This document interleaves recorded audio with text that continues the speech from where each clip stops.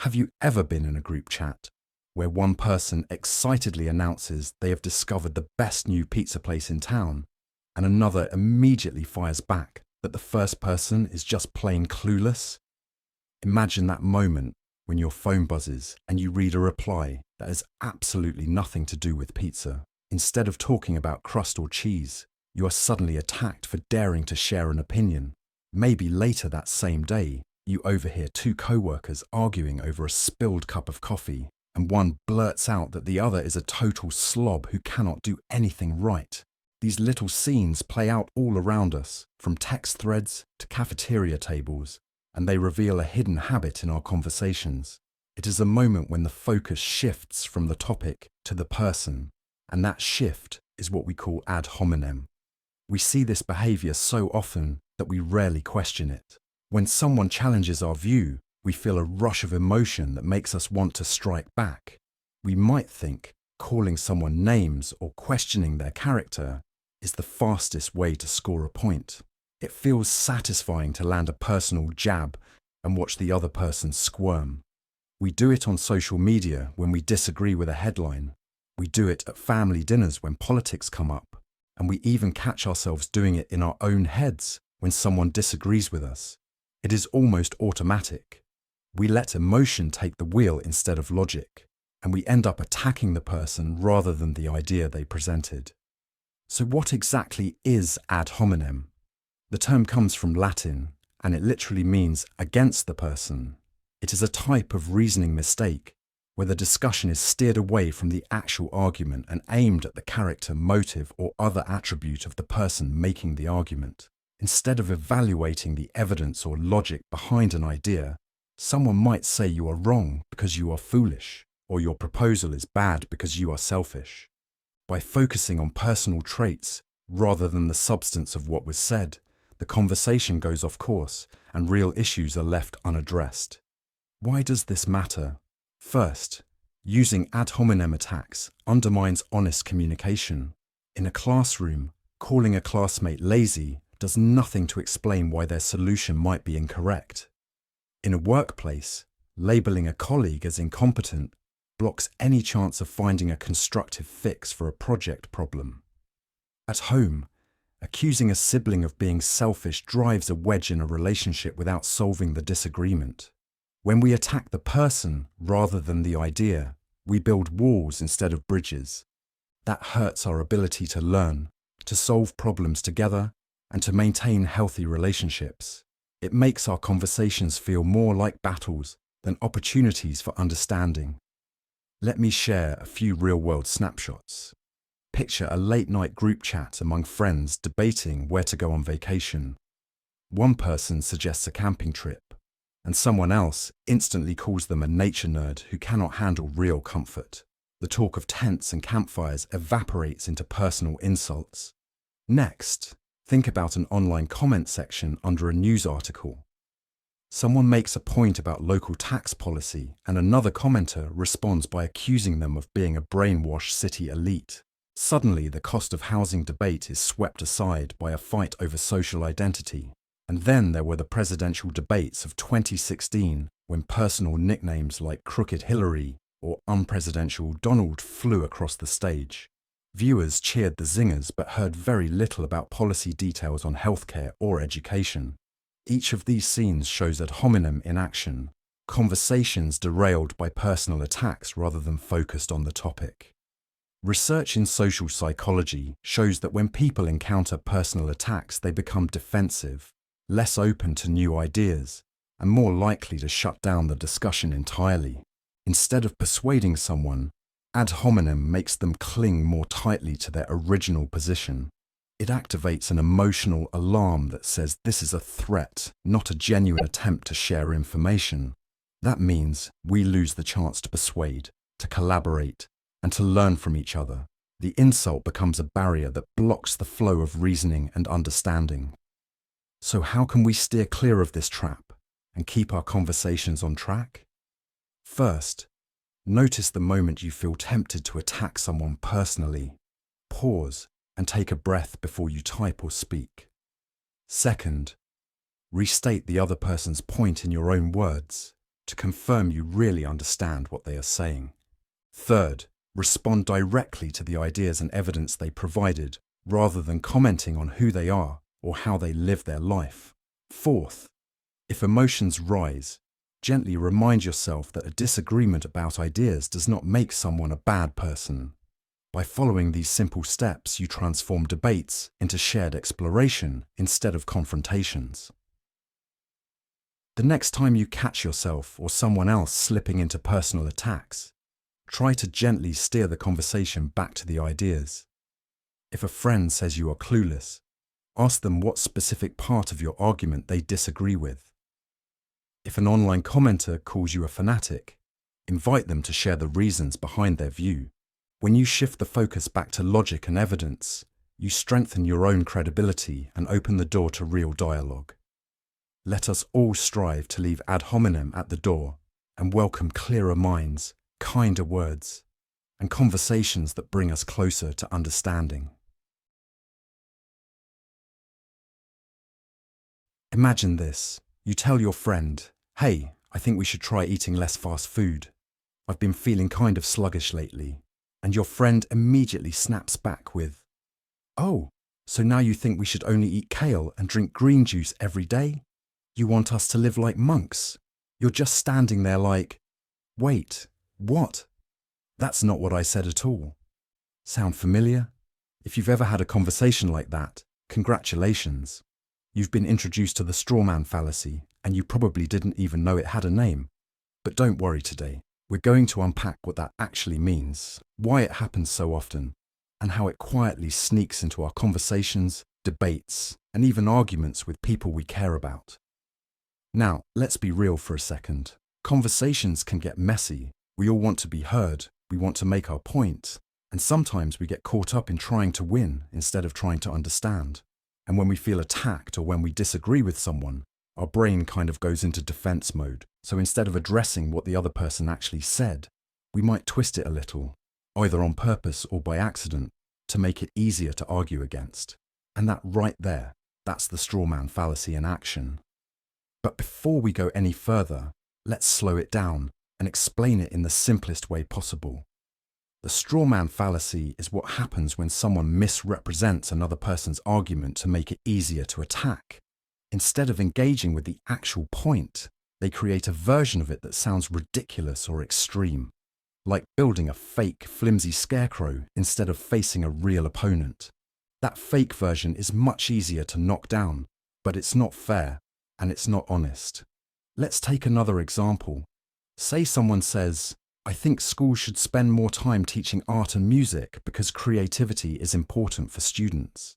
And then someone replies, "So you're saying math and science don't matter anymore?" See what happened there?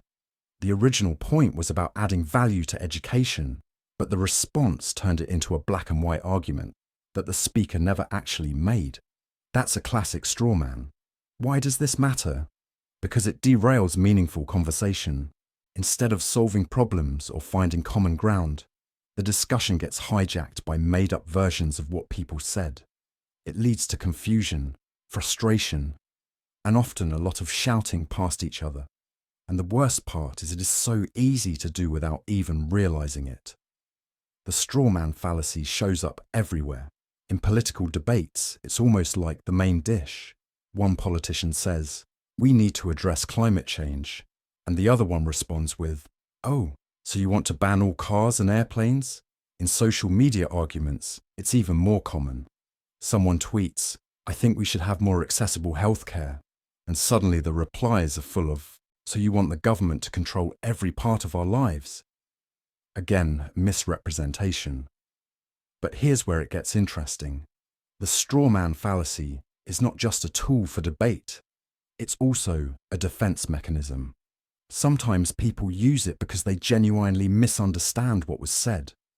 Other times, it's because facing the real argument feels uncomfortable or challenging. So instead of dealing with it directly, they create a distorted version that feels safer to knock down. Let's talk about how this can affect our personal relationships too. Imagine you're in a relationship and you say something like, "I feel like we don't spend enough quality time together lately," and your partner responds, So you think I don't care about you at all? That hurts. But again, it's not what you said. It's a twisted version that makes your point easier to dismiss. And when that kind of miscommunication keeps happening, it can really damage trust and connection. Now, let's ground this in a real-world example that made headlines. Back in the early days of the debate over whether video games influence behavior, some researchers suggested that exposure to violent video games might have an effect on aggression levels in some kids. But instead of addressing the research itself, many people on the opposing side responded with, "So you're saying video games turn people into serial killers?" That was never the claim. But by exaggerating the original point, it became easier to reject.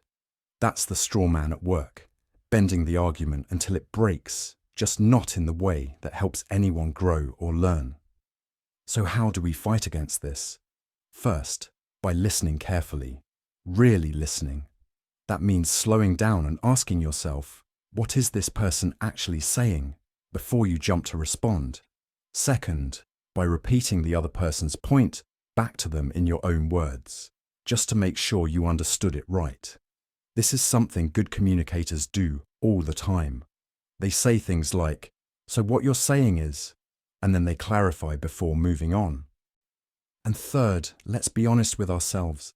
We've probably all used the strawman fallacy at some point, especially when we were feeling defensive, emotional, or just trying to prove a point. The key is to recognize it, own it, and try to do better next time. Because when we knock down strawmen, we're not really winning. We're just shadowboxing with an illusion. Real understanding, real growth comes from engaging with the actual ideas, even when they challenge us, especially when they challenge us. So the next time someone says something you disagree with, pause for a second. Ask yourself, am I arguing with what they really said, or am I fighting a straw man? It's a small shift, but it can completely change the way we communicate. Imagine you're at a family gathering and your cousin proudly says, "I don't need the vaccine. My favorite actor said it's all a scam." Everyone just kind of nods. Nobody questions it. After all, that actor is super famous, has millions of followers, and starred in a movie where he played a brilliant scientist, so he must know what he's talking about, right? Hold up. That moment right there is what we're going to talk about today. It's something we've all done, and probably without even realizing it.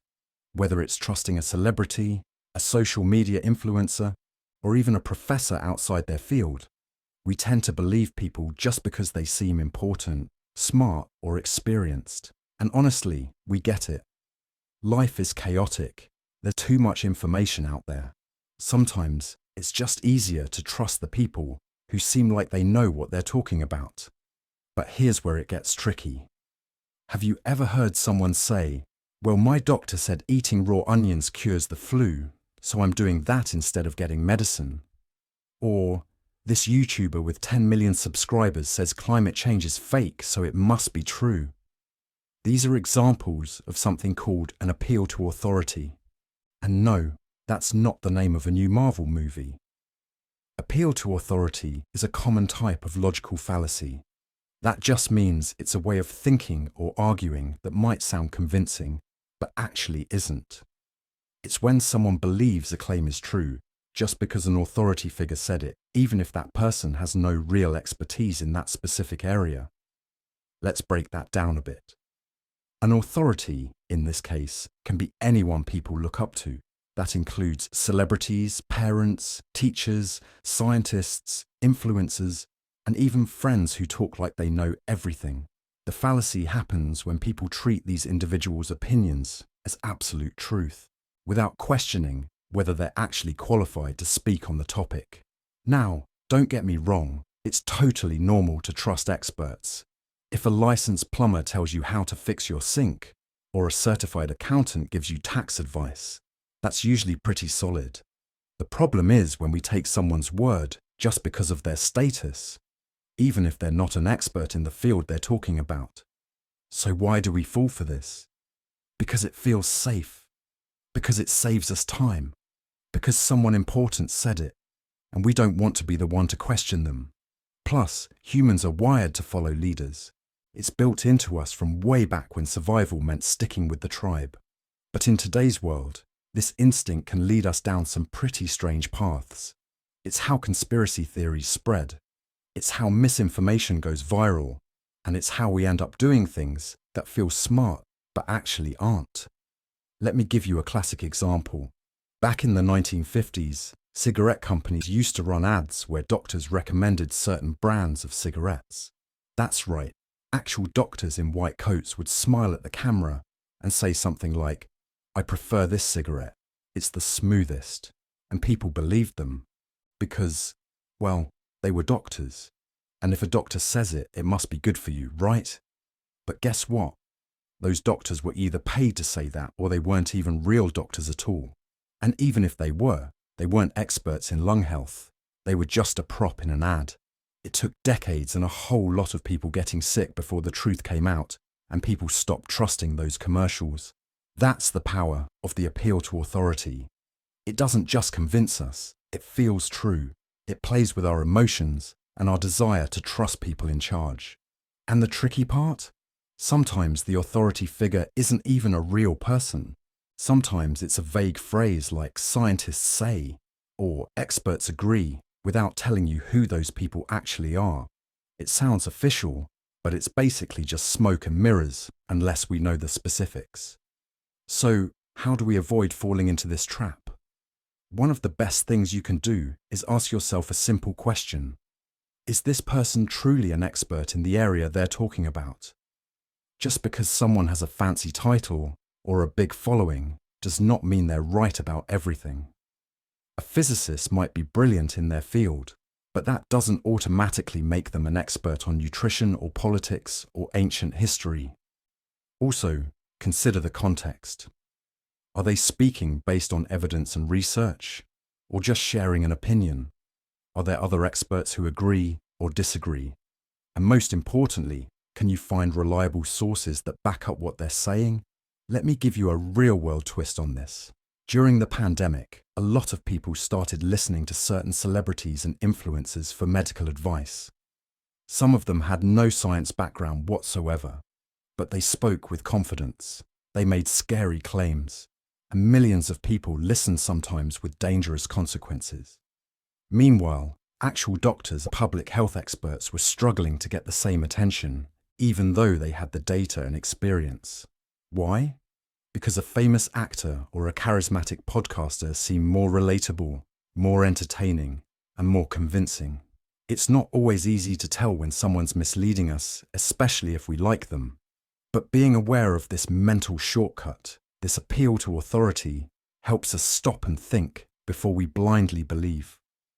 So, next time someone says, "Well, this famous person said so," take a pause. Ask yourself, are they truly qualified to talk about this? Or are we just being swayed by their spotlight? And hey, it's okay to admire people. It's okay to listen to them. But never forget, even the smartest, most successful people in the world can be wrong.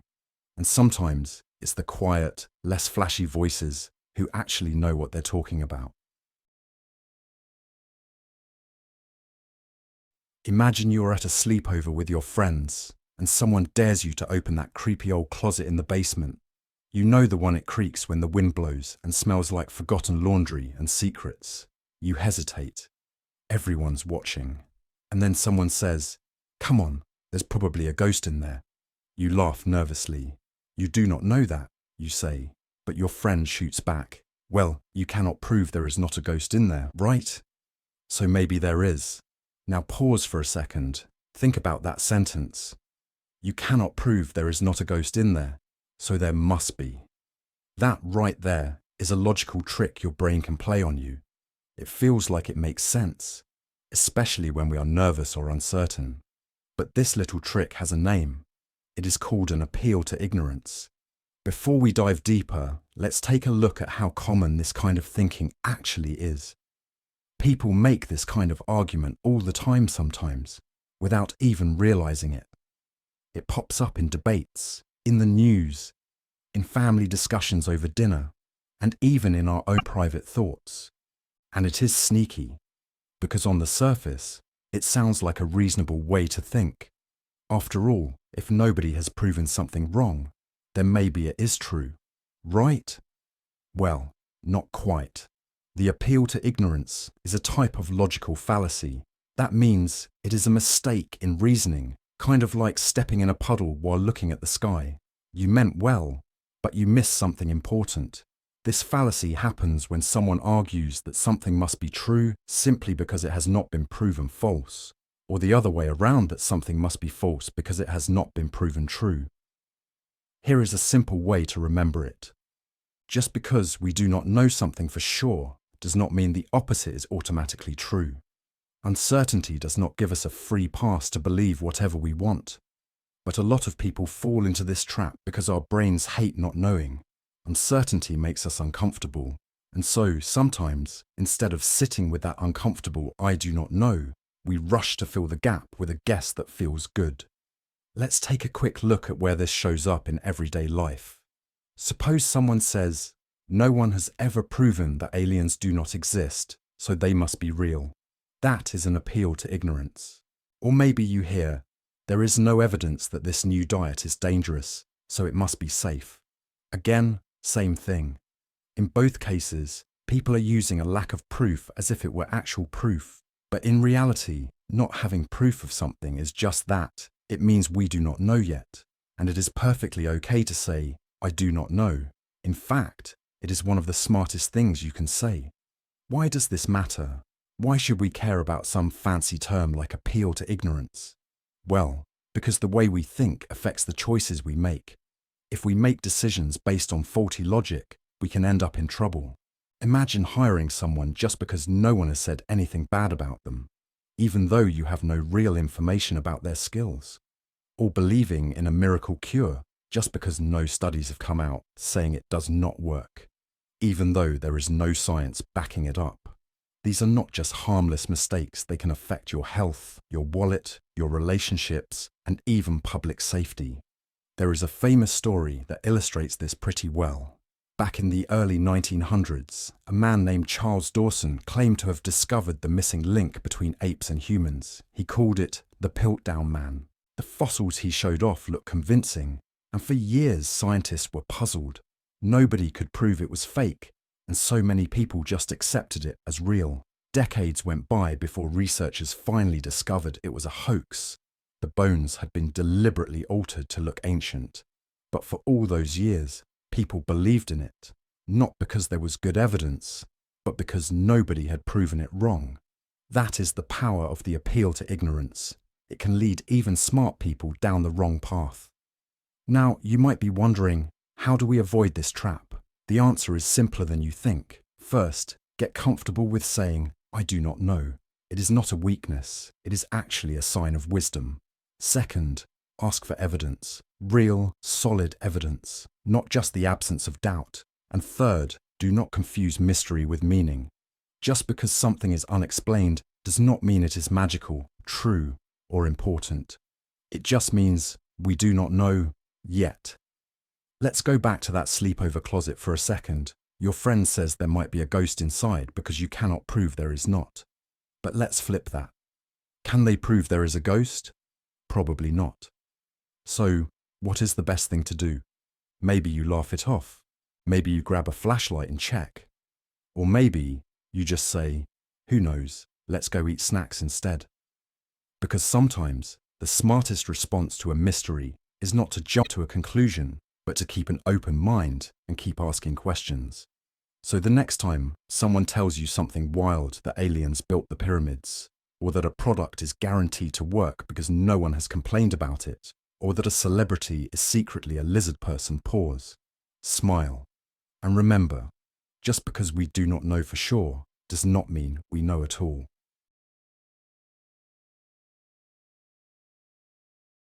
You are sitting at a cafe with a friend, sipping iced coffee and casually chatting about weekend plans. You suggest staying in to relax, and your friend immediately blurts out, "So you just want to waste your whole weekend doing nothing?" You blink. Wait, what? That escalated quickly. How did we go from relaxing to wasting your weekend? as if those are the only two options in the universe. This little moment, although it might seem small, is a perfect example of a sneaky trick our minds and conversations play on us all the time. You see, life is rarely black and white, but our brains love shortcuts. We like to simplify things. It feels easier. We want clear choices. Either I am productive or I'm lazy. Either you are with me or you are against me. Either we succeed or we fail. Sounds familiar? That tendency to boil things down into just two options is comforting in a weird way, but it is also where the trouble begins. Most of us do not even notice when this kind of thinking takes over. It hides in plain sight. Politicians use it in debates. Parents use it with kids. Advertisers use it to sell products. Even we use it on ourselves. Like when we say, I have to get a high grade on this exam, or I'm doomed. But is that really true? Is it really all or nothing? Or are we missing something? This is where we introduce our main concept for today, the false dilemma. A false dilemma, also known as a false choice or false dichotomy, is a logical fallacy that tricks you into thinking there are only two options when, in reality, there are more.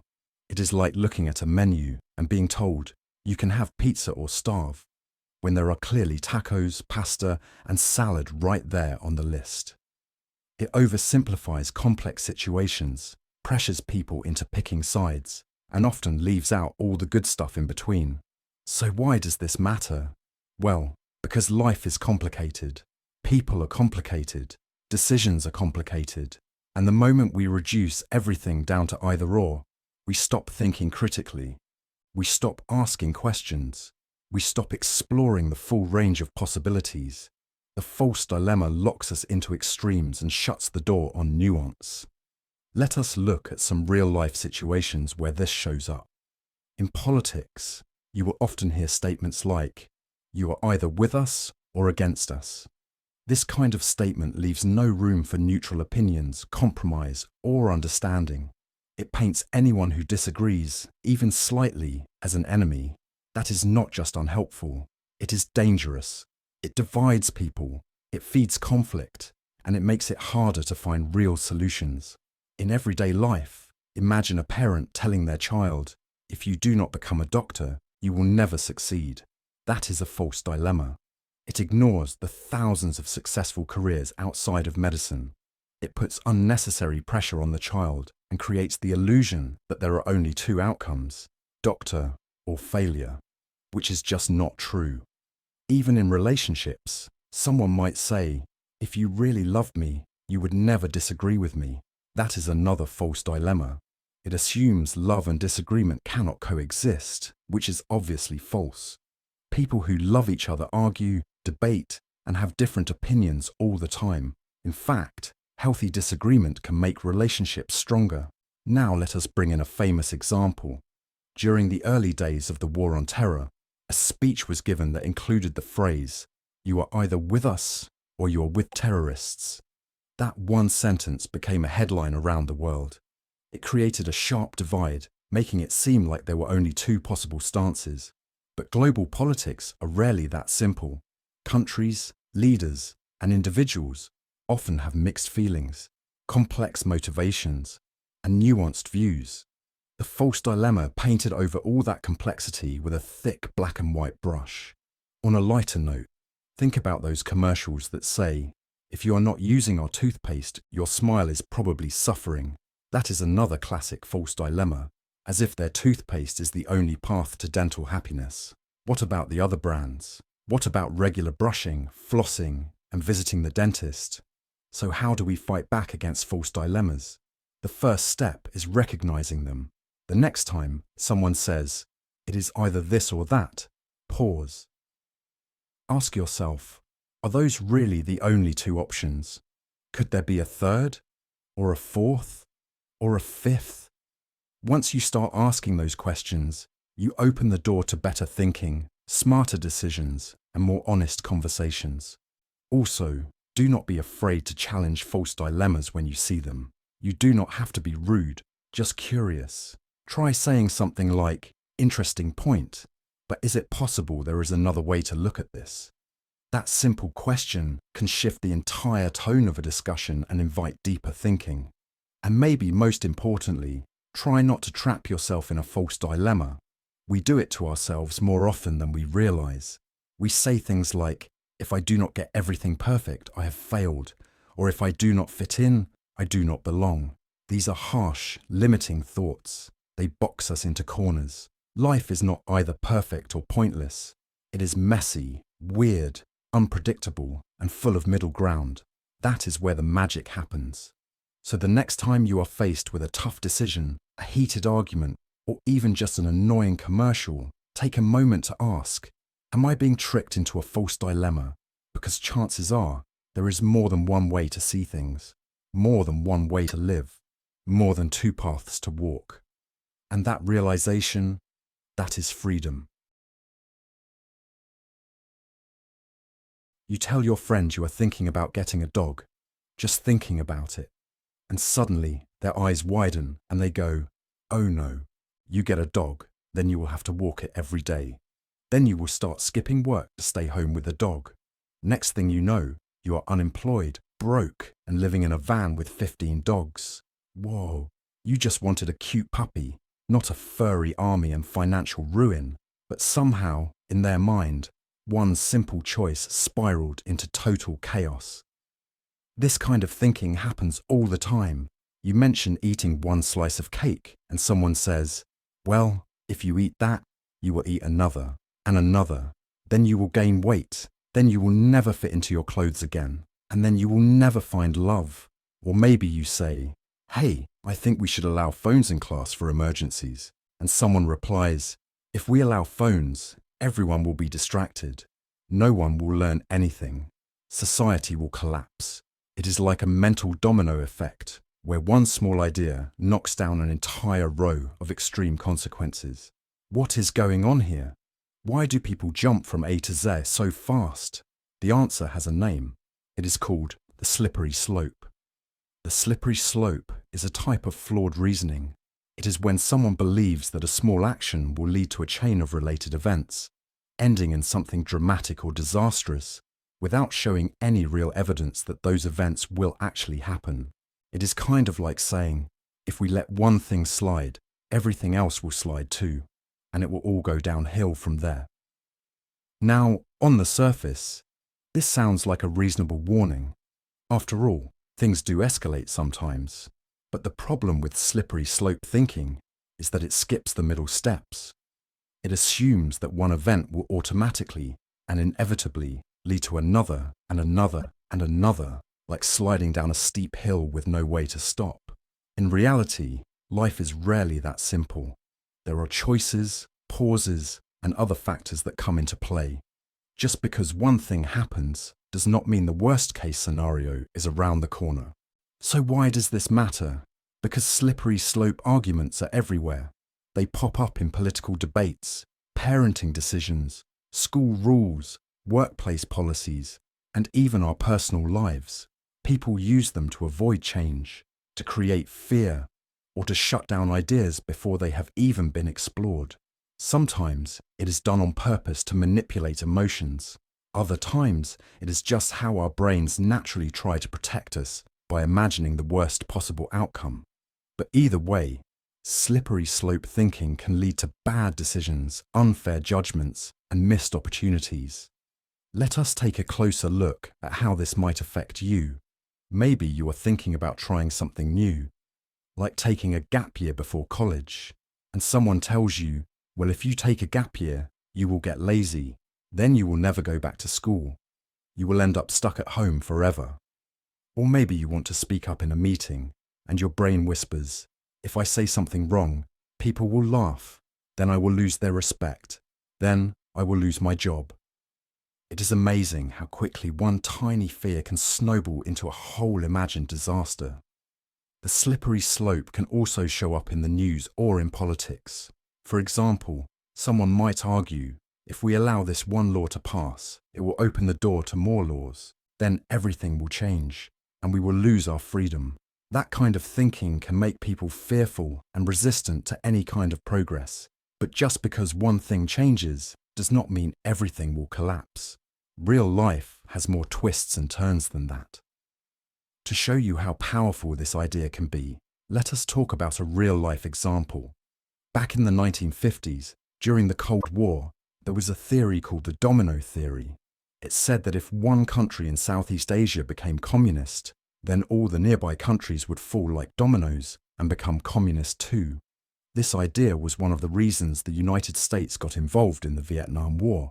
They believed that if they did not stop communism in one place, it would spread everywhere. But history showed that this domino effect did not exactly happen. Countries are complex. They do not just fall in line like toys. The slippery slope, thinking behind the domino theory, led to fear-driven decisions and a war that cost many lives. The same kind of thinking happens in smaller ways too.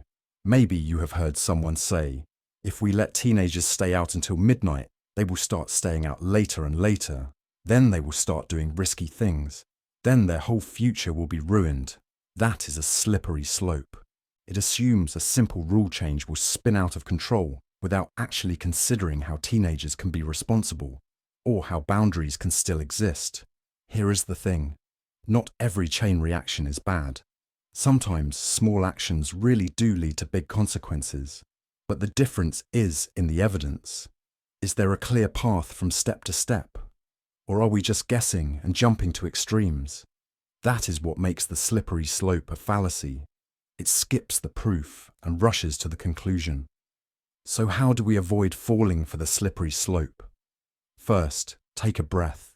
When you hear someone say, if we allow this, then all these terrible things will happen, ask yourself, is that really true? Is there a solid connection between each step? Are we missing other possibilities? Second, look for evidence.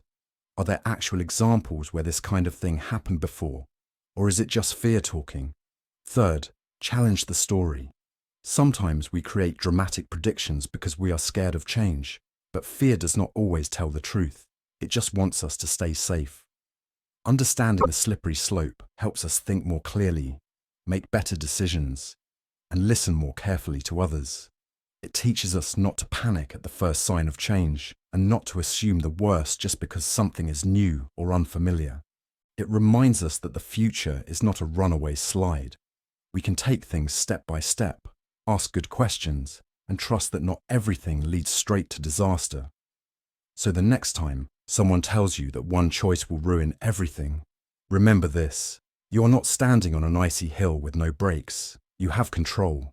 You can think things through. Life is not one big slippery slope.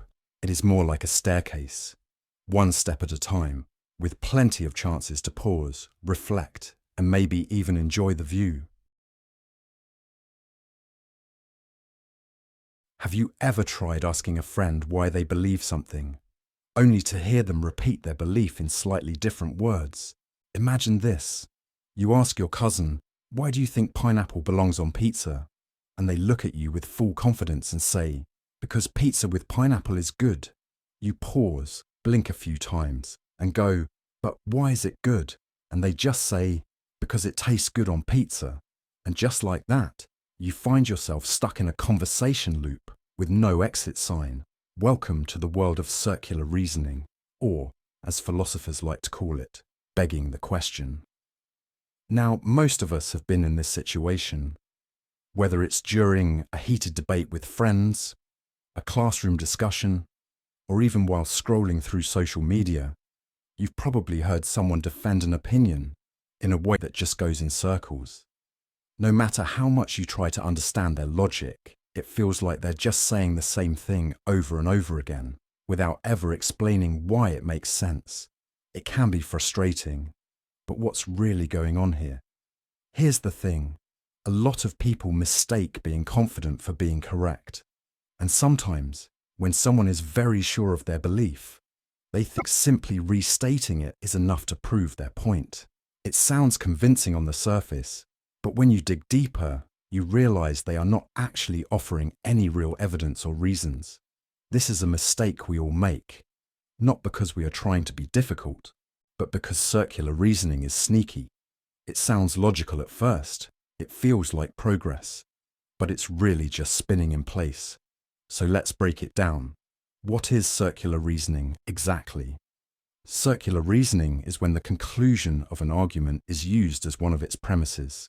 In simple words, it means trying to prove something by assuming it is already true. Imagine trying to win an argument by saying, "This is true because I say it's true," and then defending that by saying, "And I say it's true because it is." That's the circle. No new information, no explanation, just a loop of repetition.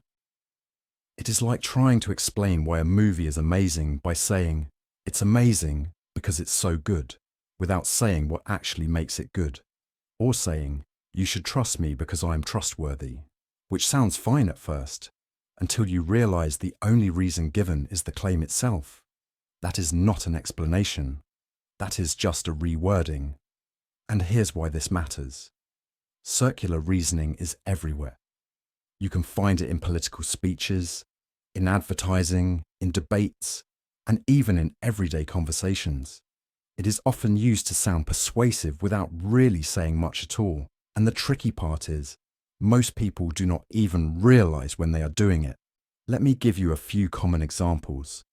Have you ever heard someone say, "God exists because the Bible says so," and we know the Bible is true because it is the Word of God? That is circular reasoning. It uses the conclusion that God exists as part of the proof. Or when someone says, "The law is the law because it is the law." It may sound like a deep statement, but really, it is just repeating the same thing 3 times without explaining why the law should be followed or what makes it just. Now, to make this even clearer, let's look at a real-world example. Back in the early 1900s, psychologists were studying behavior and intelligence. There was a common belief that girls were less intelligent than boys. Why? Because fewer girls were attending college. And why were fewer girls attending college? Because people thought they were less intelligent. The logic loop went like this. Girls are not as smart because they are not in school, and they are not in school because they are not as smart. No one stopped to question the deeper social reasons why girls were not getting the same educational opportunities. Instead, the assumption was just fed back into itself, forming a neat little circle that blocked progress. This type of reasoning is not just annoying, it can be dangerous. It allows flawed ideas to stick around because they seem self-confirming. People stop asking questions, they stop looking for real evidence. And once that happens, beliefs go unchallenged, and bad decisions get made based on circular logic. Now let's take a different kind of example. Imagine a courtroom. A prosecutor stands up and says, "The defendant must be guilty because they look guilty." And when asked to explain what that means, the prosecutor says, "Well, they just have that guilty look." That is not evidence. That is just a gut feeling being used to justify itself. But in real life, this kind of reasoning can affect jury decisions, lead to false accusations, and even ruin lives. On a lighter note, advertisers do this too. Think about commercials that say, "This is the best product on the market because everyone loves it." And when you ask why everyone loves it, the answer is usually something like, "Well, because it's the best." It is a loop designed to make you stop questioning, to keep you from thinking too hard. And the more often you hear it, the more likely you are to just accept it without digging deeper. So, how do we avoid falling into this trap? The key is to always ask for why. Why is this true? What is the actual reason behind it? What evidence supports this claim that does not just restate it in a different way? If someone says, "Chocolate ice cream is the best flavor," you can ask, "What makes it the best?" If the answer is just, because it tastes better than all the others, you can keep going. Better how? Creamier? Sweeter? What do you mean by better? The more you ask, the more you break the circle. Real explanations involve new information, new ideas, not just repetitions. And remember, it is okay to question things. It does not mean you are being rude or difficult. It means you are thinking critically. And in a world full of loud opinions and persuasive voices, thinking critically is more important than ever. So the next time someone tries to convince you of something by repeating the same thing in different words, pause and think, is this an actual reason? Or is it just the same thought bouncing around in a logical echo chamber? Because understanding circular reasoning helps you cut through the noise. It helps you become a better thinker, a better communicator, and maybe even a better pizza debater. And who knows, maybe one day you will finally get a real answer to that pineapple question. Imagine you're walking down the street and out of nowhere, a bird poops on your head. Gross, right? Now imagine that this happens again the next day. You might start looking suspiciously at every bird you see, and by the third time, you're convinced that all birds have a personal vendetta against you. Suddenly, pigeons are public enemy number one.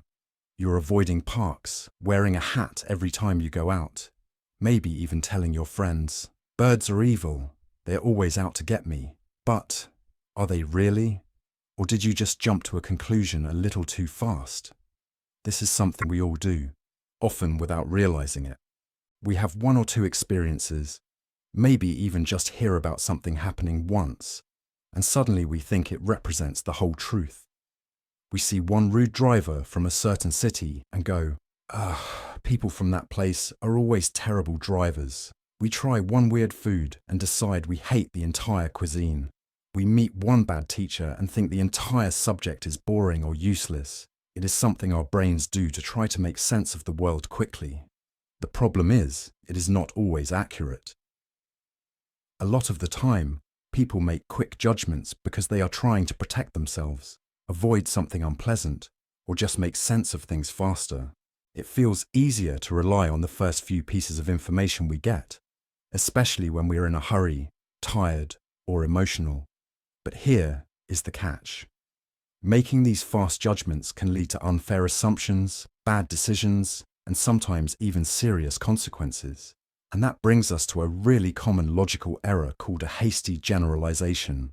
So, what exactly is a hasty generalization? In simple terms, it is when someone makes a broad or sweeping statement based on a small amount of evidence.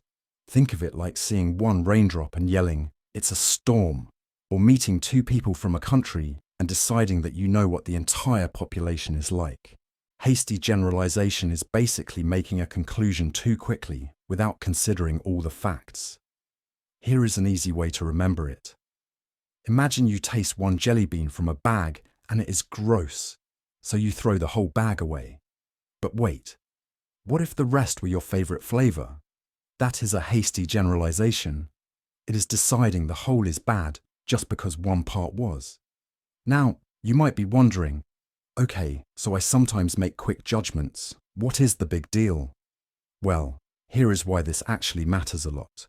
Hasty generalizations can cause misunderstandings between people. They can lead to stereotypes, false beliefs, and even discrimination.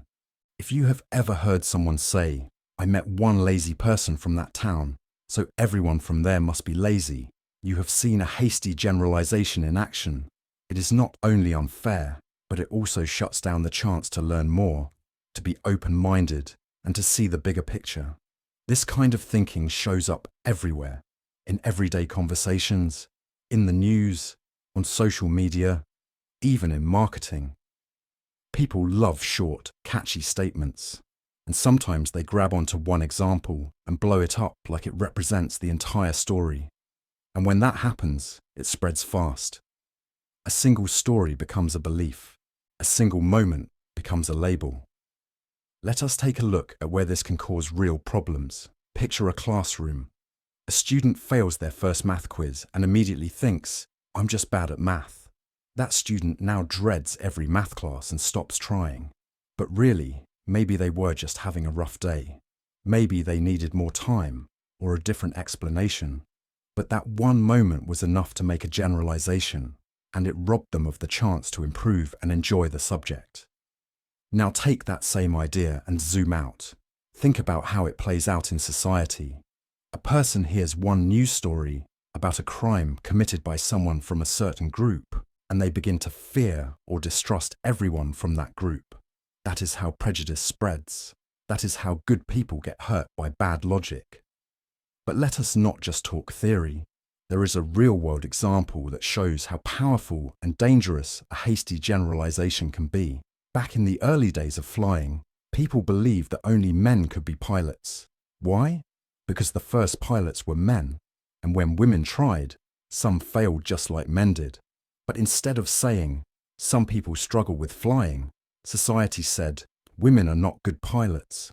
That was a hasty generalization based on a few examples. It took decades of proof, and brave pioneers like Amelia Earhart to challenge that belief and show that flying ability has nothing to do with gender. And this happens in science too.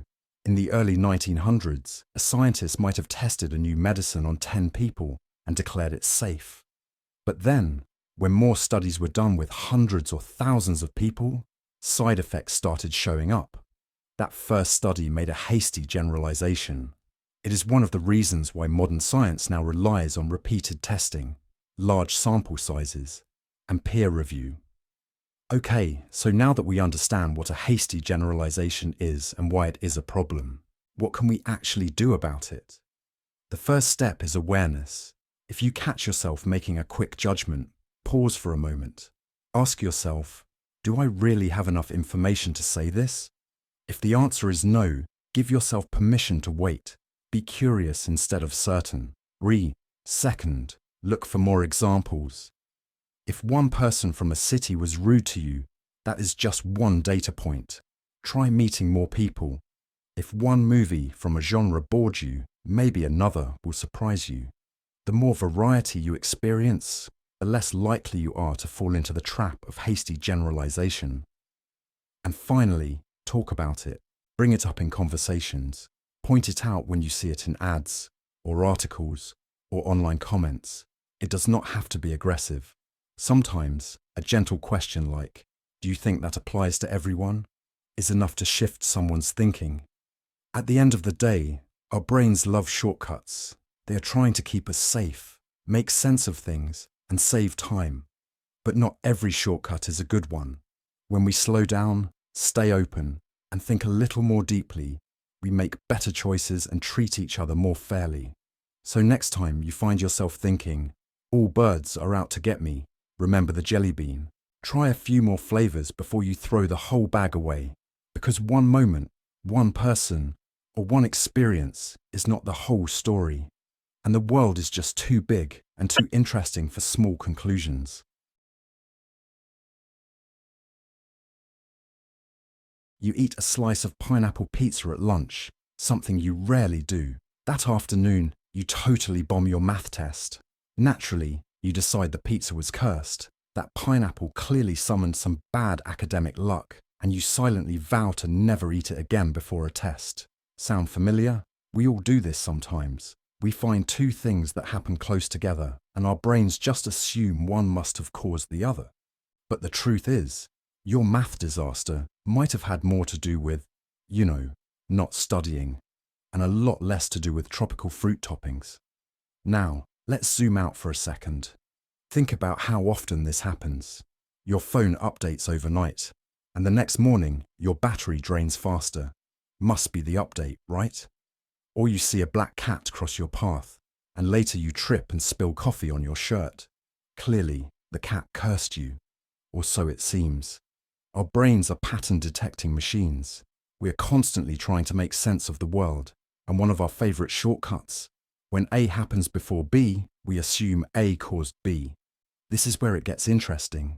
There's actually a name for this mistake, and it happens way more than you might think. It is called the post hoc fallacy, or more fully, post hoc ergo propter hoc. That is Latin for after this, therefore because of this. Sounds fancy, right? But the idea is simple. It is the false belief that just because one thing happened before another, the first thing must have caused the second. In other words, if B happened right after A, then A must have caused B. But that is not always true. Sometimes it is just a coincidence. Sometimes there is a hidden factor. And sometimes we are just connecting dots that do not belong together. Let's break it down in everyday terms. Imagine you start wearing a new pair of shoes, and on that same day, you get a parking ticket. You think, these shoes are bad luck. But hold on, The shoes did not make you park illegally. They did not call the parking officer. They are just shoes. But because your brain is wired to look for patterns, you put two and two together and come up with a totally wrong answer. This kind of thinking shows up everywhere, in personal life, in relationships, and especially in society and politics. It is the reason some people blame vaccines for illnesses, just because the illness appeared shortly after getting the shot, or why someone might think their lucky socks helped their team win, or that a new mayor made the crime rate go up, just because the numbers changed after the election. When we fall for the post hoc fallacy, we're mistaking timing for cause. We are confusing coincidence with consequence. So why does this matter? Well, when we believe something caused something else just because it happened before, we make poor decisions. We jump to conclusions. We blame the wrong things. And worst of all, we miss the real cause. This kind of mistake can lead to fear, superstition, bad policy decisions, and even harm. It is how conspiracy theories grow. It is how misinformation spreads. And it is how we end up making life decisions based on false assumptions. Now, here's a real-world example that really drives it home. Back in the 1700s, there was a doctor named Ignaz Semmelweis. He noticed that a lot of women were dying after childbirth in hospitals, but there were two different clinics. In one clinic, where doctors delivered babies, the death rate was sky high. In the other, where midwives delivered babies, the death rate was much lower. The difference? Doctors were also performing autopsies, then going straight to deliver babies without washing their hands. Semmelweis figured this out and introduced hand washing. The death rate plummeted. But here is the kicker. When he first introduced the idea, people did not believe him. Why? Because they had their own post hoc fallacies. They believed that things like evil spirits or bad air caused the deaths, simply because those were present before symptoms appeared. They ignored the real cause, and mothers kept dying. That shows you how dangerous this fallacy can be when it creeps into serious matters. Another classic example. Let's go to sports. Imagine a basketball team wins 5 games in a row after their coach starts wearing a red tie. Suddenly, the red tie becomes a sacred object. The coach refuses to wear anything else. But what really caused the wins? Was it the players' hard work? A shift in strategy? We may never know, but it probably was not the neckwear. Still, people get emotionally attached to these false causes, and sometimes those attachments are hard to break. Even advertising plays into this. Think about those commercials where someone uses a skincare product and suddenly their acne disappears. We assume the cream did it, but maybe they also changed their diet, drank more water, or it was just time for the acne to naturally clear up. Companies love the post hoc fallacy because it makes their products look like miracle workers. So what can we do about it? First, just pause. When you see one thing happen right after another, do not immediately jump to the conclusion that one caused the other. Ask yourself, could there be another explanation? Could it be a coincidence? Could something else be at play?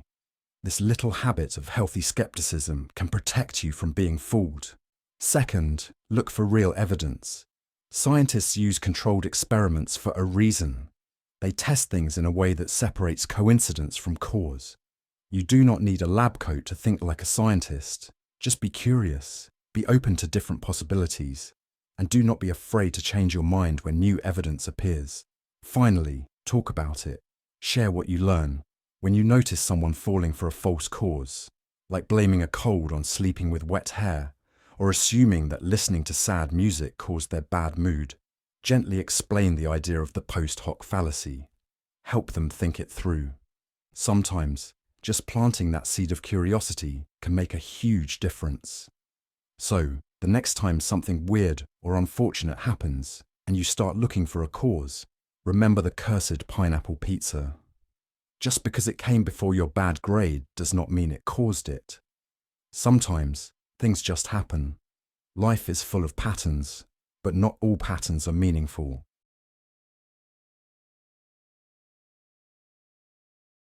Imagine you are walking past a bakery. The warm smell of freshly baked cinnamon rolls hits your nose like a sweet, soft punch. You were not even hungry 5 seconds ago, but now you are ready to spend your entire lunch money on something you did not even plan to buy. You tell yourself, well, I deserve this. It has been a hard week. I need this to cheer me up. And suddenly, you are biting into a gooey roll, feeling comforted, even if your wallet is quietly crying. We have all done this, whether it is food, shopping, social media posts, or even the things we believe. Our emotions can push us to make choices that logic never approved. You might look back later and ask yourself, wait, why did I even do that? But at the moment, it felt right. It felt good. That is the power of emotion. It can drive us, guide us, and sometimes trick us. Now here is where things get interesting. We often think we make decisions based on facts, on what makes sense. But in reality, our emotions sneak in and take the wheel more often than we like to admit. And this is not just about buying pastries or choosing what show to binge on Netflix. It goes much deeper. It shows up in arguments, debates, social media, advertising, and even politics. That is why today we're going to talk about something called the appeal to emotion. So what is an appeal to emotion? It sounds fancy, but it is actually pretty simple. An appeal to emotion is when someone tries to win an argument or persuade others by triggering feelings instead of using good reasons or solid evidence. It is like saying, you should believe me because I made you feel something, rather than, you should believe me because what I am saying makes logical sense. Let me give you a quick example. Imagine a politician is trying to get votes. Instead of explaining their plans with clear facts, they tell a sad story about a struggling family. Or maybe they paint a scary picture of what will happen if their opponent wins. There is not much data, not much reasoning, just a big emotional punch. And guess what? It works. A lot of the time, it works really well. Now, there is nothing wrong with feeling things. Emotions are a huge part of being human. They help us connect, empathize, and care. But when someone uses those emotions to distract us from thinking clearly or questioning what they are saying, that becomes a problem. That is when the appeal to emotion turns into a sneaky trick. Here is the thing. We do not always notice when it is happening. That is what makes it so powerful. Think about commercials for animal shelters. You see sad, wide-eyed puppies and kittens with emotional music playing in the background. Suddenly, you feel guilty for not donating. You feel sad, moved, and ready to grab your wallet. But have you been given real facts about how the money is used, or what the organization does? Maybe not. That emotional pull is doing all the work. Or maybe you are arguing with a friend and they say, if you cared about me, you would agree with me. That is not a reason. That is a guilt trip. They are not explaining why their idea makes sense. They are just making you feel bad. And that, again, is an appeal to emotion. This fallacy shows up everywhere. In news stories, social media posts, product reviews, YouTube videos, and especially in online debates. People might try to shock you, scare you, or make you cry just to get you on their side. It works because, let's face it, emotions are powerful. But if we are not careful, we end up believing things for the wrong reasons. Now, let me tell you a story that shows how emotional appeals can cloud our judgment. Back in the early 1900s, there was a stage performer named Clever Hans. He was a horse, yes, an actual horse. And he amazed audiences because he seemed to be able to do math. If someone asked, what is 3 plus 2? Hans would tap his hoof 5 times. People were amazed. They thought the horse was a genius. It made them emotional. They felt inspired, amazed, even proud. But then, a psychologist named Oscar Pfungst investigated. He discovered that Hans was not actually doing math. He was watching his trainer's body language. When Hans got to the right number, the trainer would unintentionally relax his posture, and Hans would stop tapping. It was not magic, it was not math, but the emotional excitement people felt had blinded them to the facts. They believed something that was not true, just because it made them feel good. That is the danger of emotional appeals. They can make false things feel true and true things feel wrong. And once you get pulled in, it becomes hard to step back and ask, wait, does this actually make sense? So, how can we protect ourselves from falling for this trick? The first step is awareness. When you feel a strong emotional reaction to something, especially in an argument or a piece of content, pause. Ask yourself, what is making me feel this way? Is it a sad story, a dramatic image, a scary warning?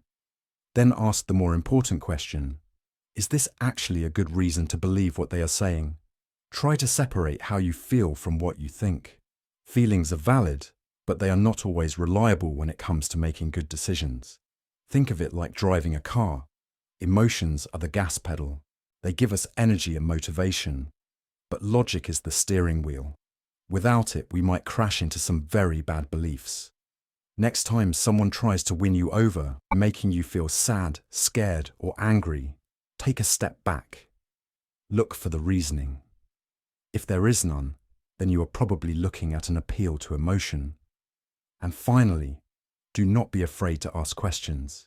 Say, can you explain why this is true? Or, what evidence do you have? If the answer is just another emotional story, you have your answer. So the next time someone tries to convince you of something with a dramatic tale or an emotional plea, remember the cinnamon roll. It smells great, it feels good, but it might not be what you really need. Think with your heart, yes, but do not forget to bring your brain to the conversation too. Imagine this. You walk into a coffee shop, glance at the menu, and you're about to order your usual drink. But then you hear someone behind you say, I'll have the oat milk caramel macchiato. The person in front of you, same thing. The barista, already making 3 more oat milk caramel macchiatos for the people waiting outside. And suddenly, without really thinking about it, you hear yourself say, I'll have the oat milk caramel macchiato too, please. You don't even really know what oat milk is. But hey, if everyone's ordering it, it must be good, right? This kind of thing happens all the time. Maybe it's not coffee. Maybe it's a trend on TikTok, a pair of sneakers, a popular TV show, or even a political opinion that suddenly everyone seems to agree with. It can feel like the whole world is shouting the same thing, and you are left wondering, should I join in too? We've all been there. And here's the tricky part. Sometimes we follow the crowd without even realizing it. Not because we genuinely believe in what everyone else is doing, but because we just assume it must be right if so many people are doing it. It feels safe, it feels easy, and honestly, it feels a little scary to be the only one going in the opposite direction. But here's the thing. Just because a lot of people believe something doesn't automatically make it true. And that brings us to something called the Bandwagon Fallacy. Now, don't let the word fallacy scare you. It's just a fancy term for a mistake in reasoning, a kind of mental shortcut that leads us to the wrong conclusion. The bandwagon fallacy is when we assume that something must be correct, good, or true just because a lot of people think it is. Picture a bandwagon. Back in the day, during parades and political campaigns, people would literally jump on a moving wagon with a band playing music. It became a symbol of popularity. The more people who jumped on, the more others felt they should jump on too. And that's where the name comes from. The bandwagon fallacy is all about this urge to join the crowd just because the crowd seems big. But here's why this is a problem. Popularity does not equal truth. Crowds can be wrong. Groups can be misled. Just because a belief has a lot of followers does not mean it is based on facts or logic. And if we base our decisions only on what's popular, we are not thinking critically. We are just following along, hoping that the crowd knows something we don't. You see this everywhere. Think about school. Ever had a class where everyone suddenly decides that a certain teacher is the worst, even though you have not actually had a bad experience with them? Or when everyone starts buying a certain brand of shoes because they are trending, not because they are comfortable or affordable. And it goes deeper. In politics, for example, People often support ideas not because they have researched them, but because their friends, family, or favorite celebrities support them. In social media, videos go viral, not always because they are helpful or true, but because so many people are sharing them. The bandwagon fallacy turns our brains on autopilot. Let's take a real-world example. In the early 2000s, there was a wave of celebrities and influencers claiming that vaccines caused autism. A now debunked study sparked fear, and before long, more and more people began refusing vaccines. The idea spread not because it was backed by good science, but because it was repeated loudly and often. People jumped on the bandwagon, but the damage was real. That belief led to lower vaccination rates and outbreaks of diseases that were once under control. Or think about fashion trends. Remember when everyone was wearing those super low-rise jeans in the early 2000s? Yeah, that was a look. Not because it made sense for everyone's body type or was even comfortable, but because it was everywhere. Magazines, TV shows, red carpets, and suddenly, people who never even liked the style were buying those jeans just to keep up. And here's the sneaky part about the bandwagon fallacy. It feels comforting. There is a kind of safety in numbers. When we see a lot of people doing something, our brains say, well, if everyone else is doing it, I probably should too. It reduces the feeling of risk. It feels less scary to be part of the group than to stand alone. But the truth is, thinking for yourself means sometimes stepping off the wagon. It means asking questions like, why do I believe this? Or, do I actually like this? Or am I just afraid of missing out? It means recognizing when the crowd is not a guide, but a distraction. Let me share a quick story. In the 1950s, a psychologist named Solomon Asch ran an experiment that is now super famous. He brought people into a room and showed them simple questions, like which of these lines is the longest? Easy stuff. But here's the twist. He planted actors in the group to give the wrong answer out loud, and guess what? Even when people clearly saw the correct answer, many of them changed their minds just to agree with the group. They knew the group was wrong, but they went along with it anyway. That's the bandwagon fallacy in action. So what can we do about it? First, pause. Just because something is popular does not mean it is right. Ask yourself, would I still believe this if no one else did? Or am I choosing this because it makes sense to me, or because I do not want to be left out? Second, do your own digging. Look for facts. Listen to multiple perspectives. Make sure your decisions are grounded in truth, not just popularity. And third, don't be afraid to stand alone. Sometimes the most courageous thing you can do is say, no thanks, I'll skip the oat milk caramel macchiato, even when everyone else is ordering it. Following the crowd might feel safe in the moment, but thinking for yourself? That is how you build a life that is truly yours. So next time you feel the pull to join in just because everyone else is, remember the bandwagon fallacy and ask yourself if the ride is really worth jumping on. Imagine this. You walk into your kitchen after a long day, stomach rumbling, and you smell something absolutely delicious. You follow the scent, expecting to find a warm plate of spaghetti or maybe freshly baked cookies. But when you get there, all you find is a scented candle labelled Grandma's Kitchen. Disappointed, confused, maybe a little betrayed.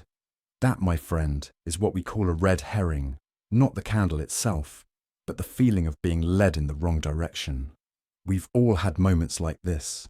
Maybe you were watching a mystery movie, convinced the quiet guy in the corner was the criminal, only to find out in the last 5 minutes it was the cheerful mailman. Or maybe you were arguing with a friend about whose turn it was to take out the trash, and somehow they started talking about how you never feed the cat. Wait, what does the cat have to do with the trash? These are all moments where your attention is pulled away from the real issue, and that's exactly what a red herring does. Now, let's pause for a second. Most people go through life not realizing how often this little trick shows up. We like to think we are pretty good at staying focused. We believe we are logical. But the truth is, our brains are kind of like curious puppies. They chase after whatever moves, whatever smells interesting, or whatever makes the most noise. And red herrings? They are masters at waving shiny distractions right in front of our mental noses. So what is a red herring? In the simplest terms, a red herring is a distraction. It is a clue or detail that seems important, but actually leads you away from the real issue or truth. Think of it like a false trail in a detective story. It takes you somewhere, but it is the wrong somewhere. The term comes from an old myth about training hunting dogs. Supposedly, trainers would drag a strong-smelling fish, like a smoked red herring, across the trail to see if the dogs could stay focused on the scent they were supposed to follow. The fish was meant to confuse them, and if the dogs chased after it, they were fooled. Same thing happens with people, only instead of fish, our distractions come in the form of arguments, conversations, or stories that lead us away from what actually matters. Why does this matter? Because it happens all the time in debates, in news stories, in everyday conversations, and even in our own thinking. Red herrings can confuse us, mislead us, and sometimes even manipulate us. Ever had a politician answer a question without really answering it? They start talking about something else entirely, something that sounds impressive or emotional, but has nothing to do with what was asked. That is a classic red herring. The topic shifts, and suddenly we are not thinking about the original question anymore. We are chasing that delicious smelling candle instead of asking where the actual cookies went. Let's break it down with a relatable example. Imagine two friends, Mia and Josh. Mia tells Josh, "Hey, you promised you would return my book last week." Now, instead of responding to the promise or the book, Josh says, "Oh, come on, Mia. You never return things on time either. Now hold up." That may or may not be true, but it does not answer the original concern.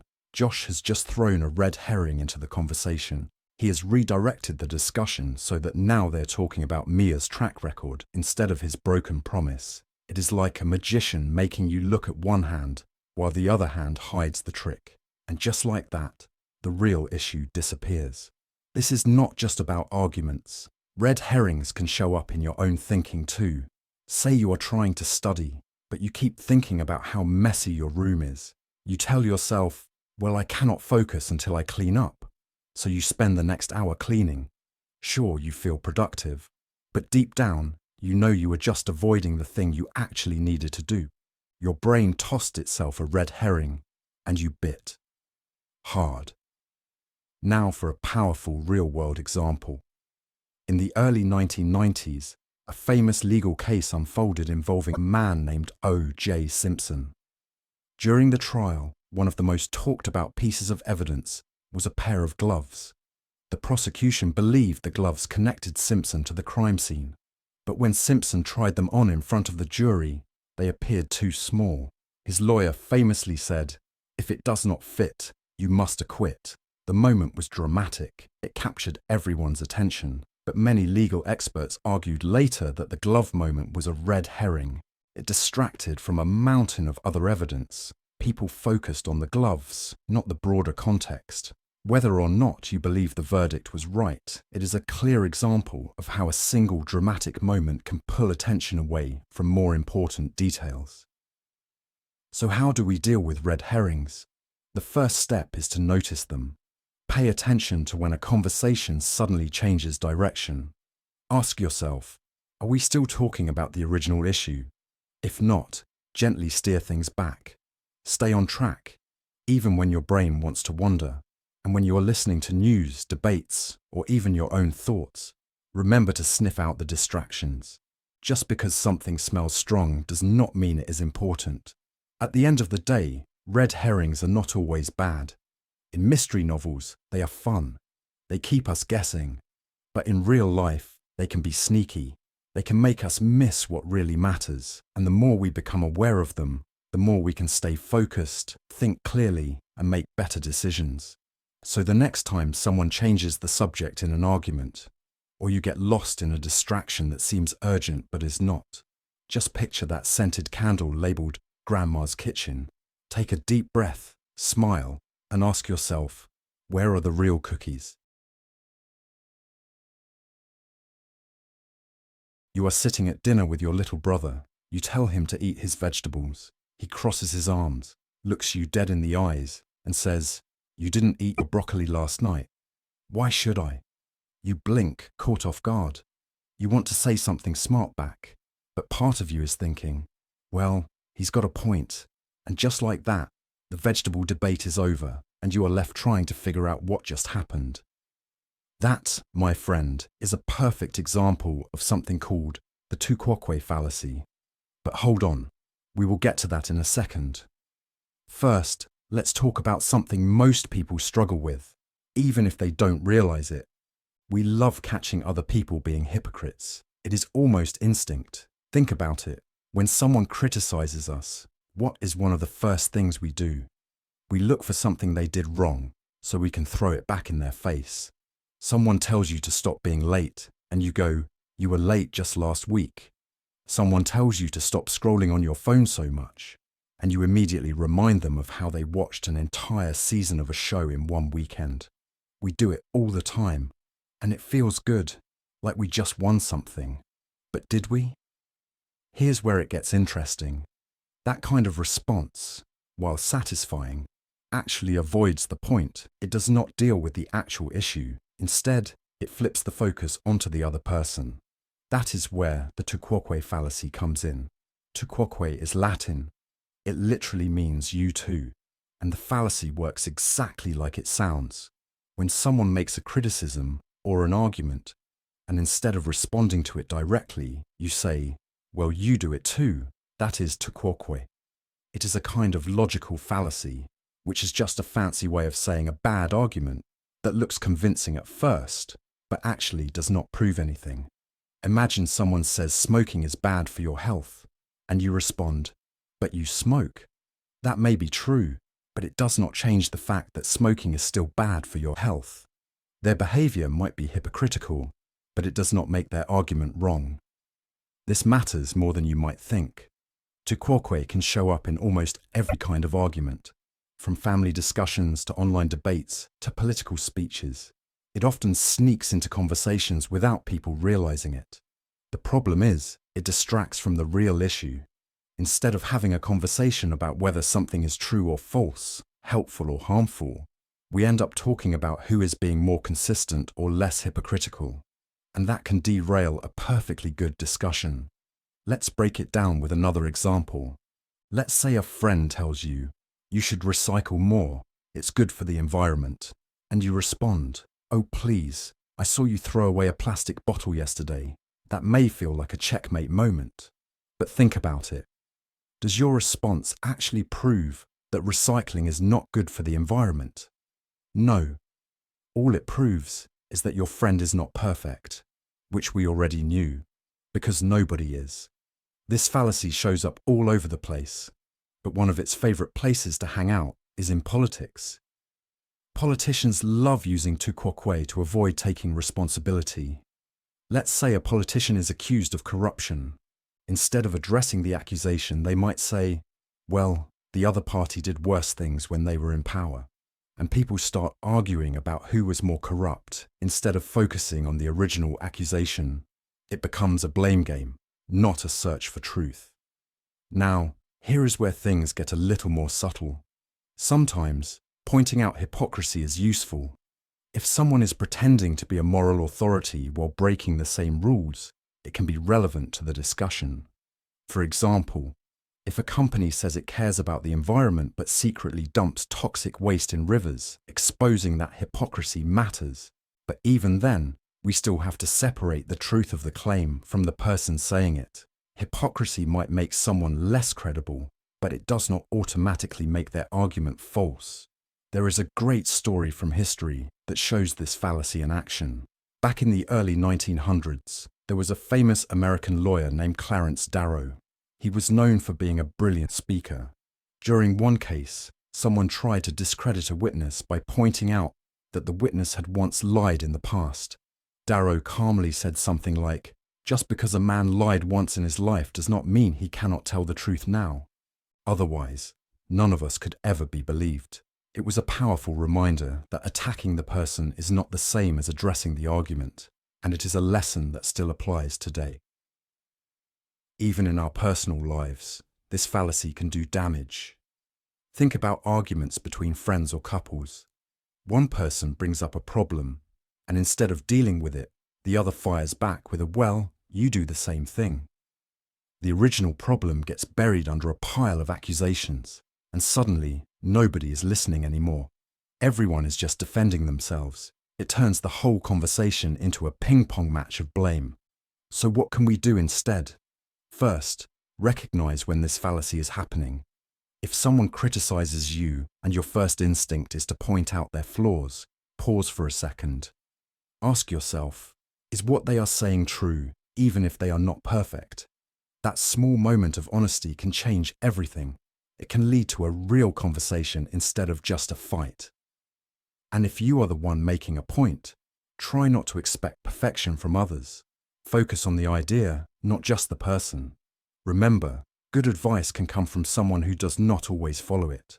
A broken clock is still right twice a day after all. At the end of the day, the two Quoque fallacy is tempting because it feels like a quick win. It makes us feel smart. It helps us dodge uncomfortable truths, but it is a trap. It stops real progress, real understanding, and real connection.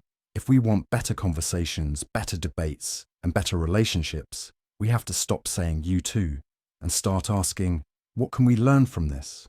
So next time someone calls you out, even if they are not exactly a shining example themselves, do not rush to throw their flaws back at them. Listen, think, and respond to the point, not the person. Because in the end, truth is not about who says it. It is about whether it holds up, no matter who is talking. Have you ever tried convincing your friend that pineapple absolutely belongs on pizza by saying, "Well, tomatoes are fruits, and they go on pizza, so why not pineapple?" And your friend gives you that blank stare like you just tried to sell them a microwave as a car. Yeah, we've all been there. Sometimes our brain takes a shortcut. It grabs onto something that kind of feels similar, tosses logic into the back seat, and yells, "This makes sense." Except it doesn't always. That's where things get interesting. Let's be honest, we love making comparisons. Whether we are trying to win an argument, explain something confusing, or just sound smart in a debate, analogies are our go-to move. We say things like, "Love is like a roller coaster," or "Life is a box of chocolates." And hey, sometimes these analogies work beautifully. They paint a clear picture and help us understand something complicated through something simple. But other times, we stretch the comparison a bit too far. So far, in fact, that the logic breaks down, kind of like trying to use spaghetti noodles as shoelaces. That, my friend, is what we call a false analogy. A false analogy is when someone compares two things that are not really alike in the way that matters for the point they are trying to make. It is like saying, if we let students redo their tests, then we should let athletes replay their matches if they lose. At first, it sounds kind of fair, but when you stop and think about it, sports and academic tests are not the same thing. One is a physical competition with unpredictable opponents.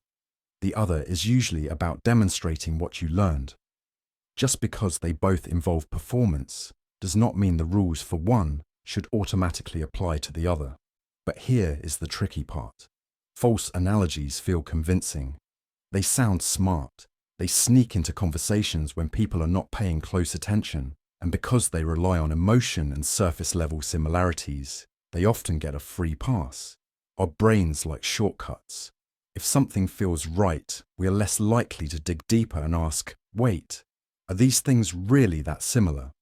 Let's dig into why this matters. False analogies are everywhere in the news, in arguments with friends, in advertisements, even in school essays. And they are sneaky. Imagine someone says, if we allow people to work from home, soon nobody will show up to the office and everything will fall apart. It is like removing the engine from a car and expecting it to run. That sounds dramatic, right? But working from home is not like removing a car engine. People are still working. The comparison is designed to sound alarming, but it misses the key differences. False analogies are also a favorite trick in debates. Politicians love them. For example, someone might say, Raising taxes is like punishing someone for working hard. That paints a powerful image, hard work being punished. But taxes and punishments are not the same. One funds roads, schools, and hospitals. The other is a consequence for doing something wrong. By comparing them, the speaker tries to influence your emotions instead of your logic. One classic example comes from the world of education.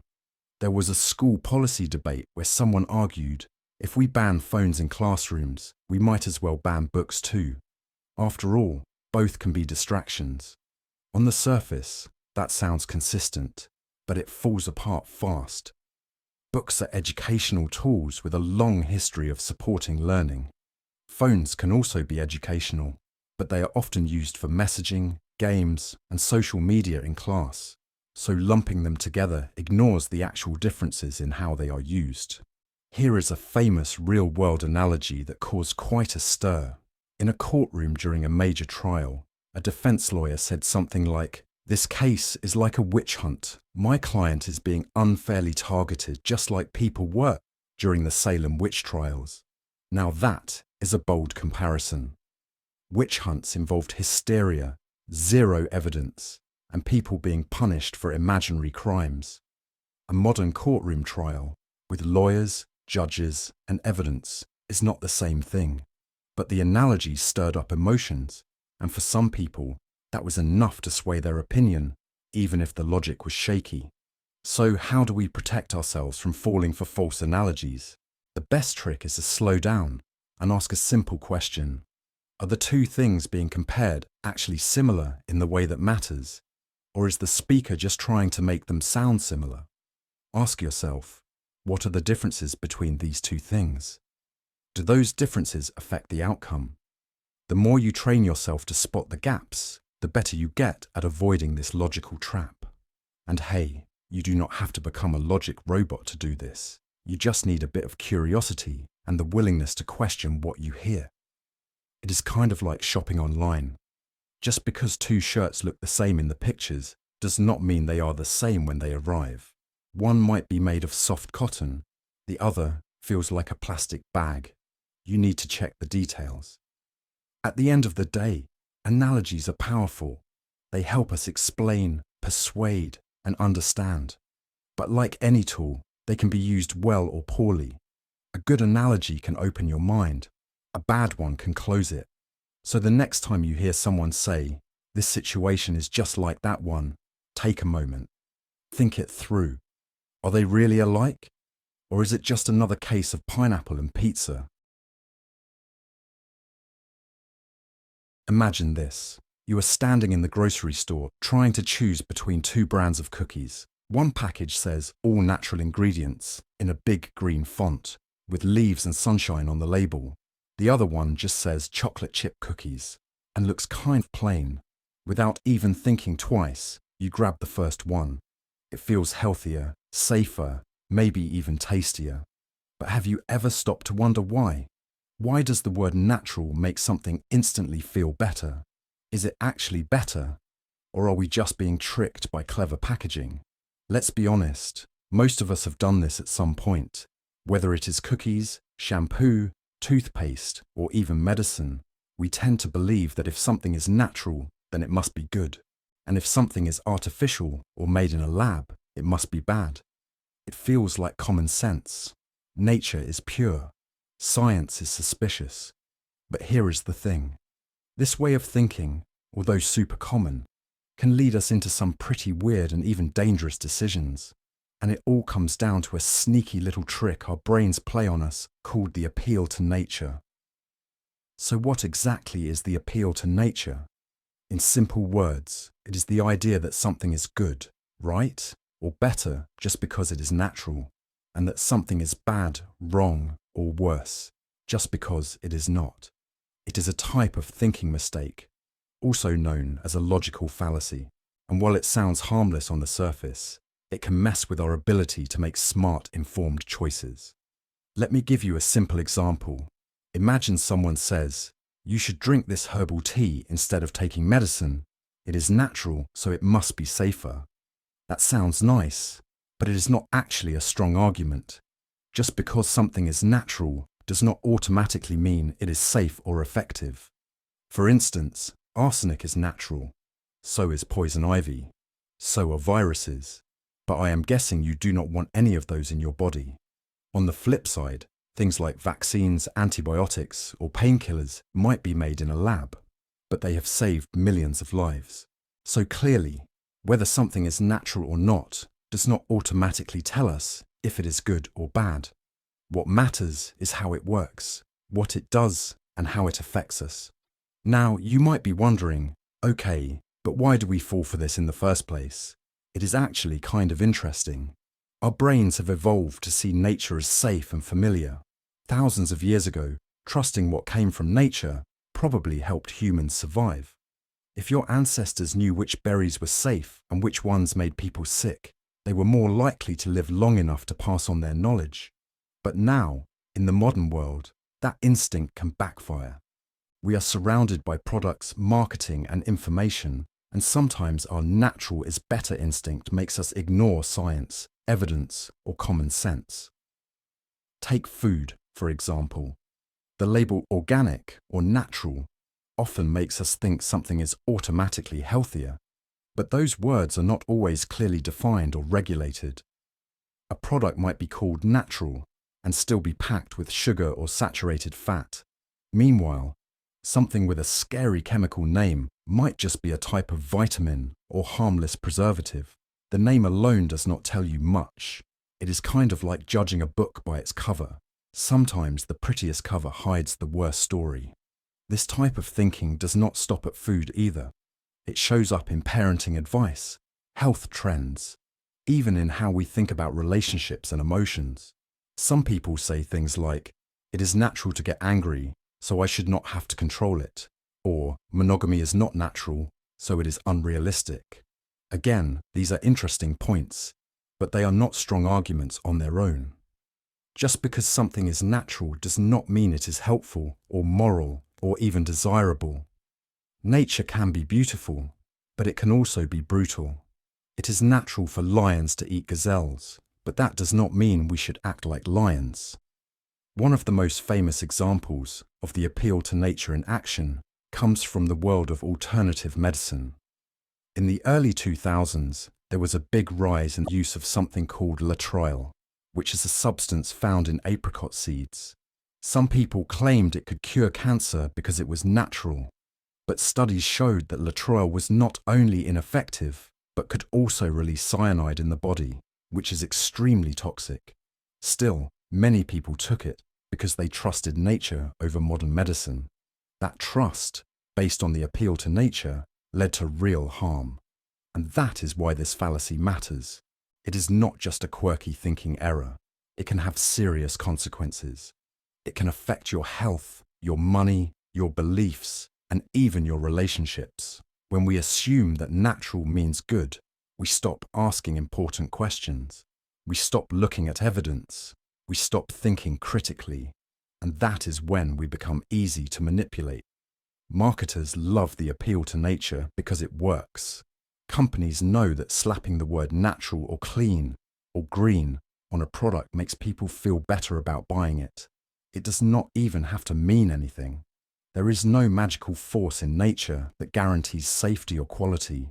That decision still depends on science, testing, and careful thinking.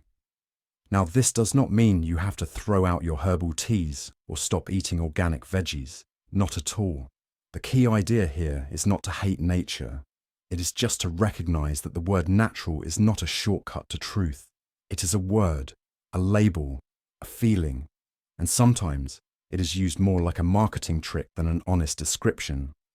So next time you are standing in that grocery aisle, or listening to someone give health advice, or scrolling through skincare products online, take a second to pause. Ask yourself, am I choosing this because it is actually better, or just because it sounds more natural? Am I being guided by facts or by feelings? Because in the end, nature is amazing, but critical thinking is even better.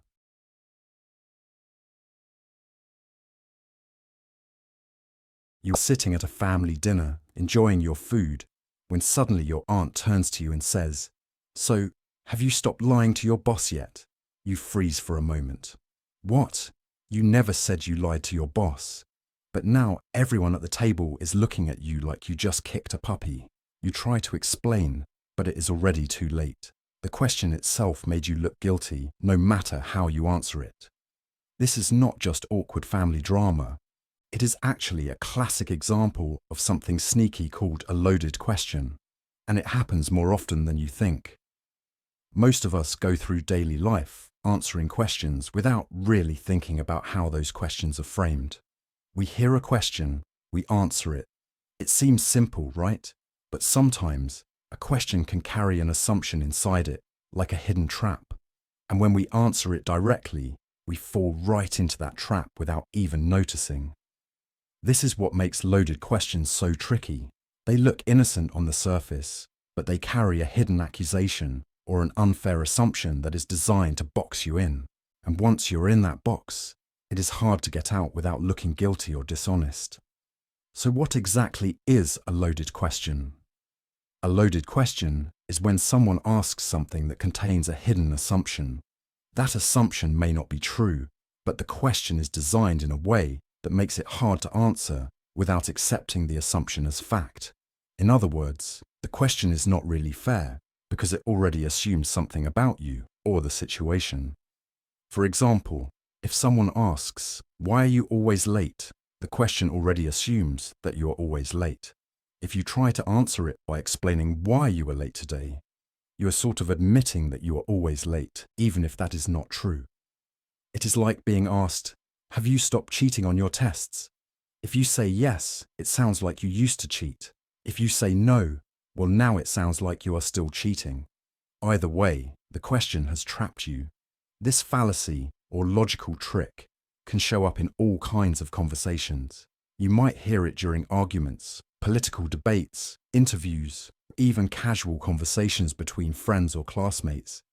It is one of those sneaky ways people can manipulate a conversation without most of us realizing it.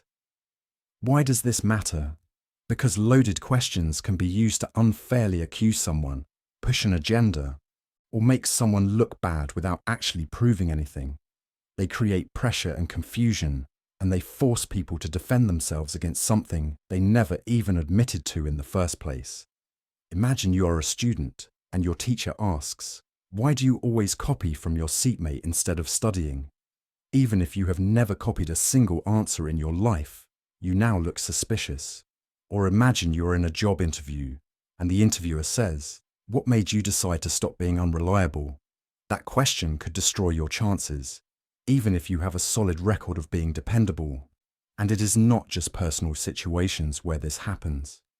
Loaded questions are also a favorite tool in politics and media. A reporter might ask a politician, "How do you justify lying to your supporters?" The question assumes the politician lied, even if no one has proven it. If the politician denies it, it sounds defensive. If they ignore it, it sounds guilty. This is why loaded questions are powerful. They can shape how people think without actually providing any evidence. Now, here is a famous example that really drives this home. Back in the 1950s, there was a senator in the United States named Joseph McCarthy. He led a series of investigations accusing people of being communists without solid proof.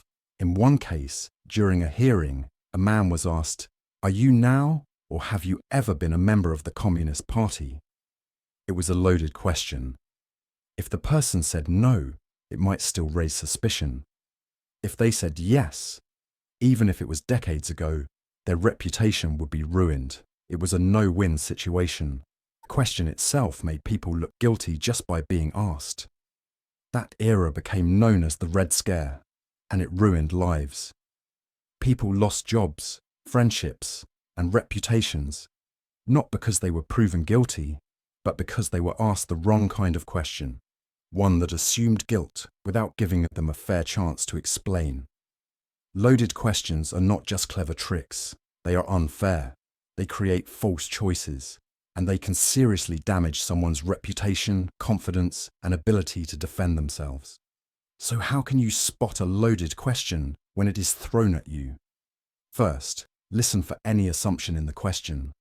Is the person assuming something that has not been proven or agreed on? Are they trying to box you into admitting something just by answering? Second, do not feel pressured to answer it the way it was asked. You can respond by calling out the assumption. For example, you can say, "I'm not sure I agree with the way that question is framed," or "that question assumes something that is not true." It is perfectly okay to take control of the conversation and clarify what is actually going on. And third, take your time. You do not have to respond immediately.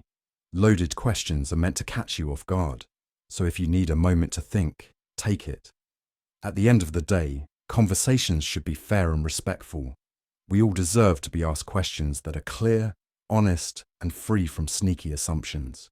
Being aware of the loaded question fallacy helps us protect ourselves, hold others accountable, and have better, more thoughtful conversations. So the next time someone throws a question at you that just feels off, take a step back, look for the trap, and if you see it, do not fall in. Instead, smile, take a deep breath, and say, "Now hold on a second, that question assumes something that is not quite right."